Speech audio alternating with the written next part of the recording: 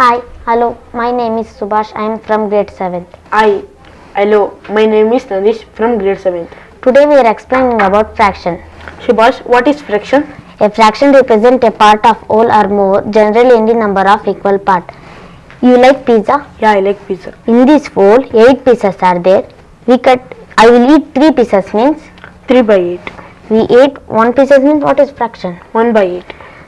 This is the one whole. I will cut in half means what is the answer? 1 by 2.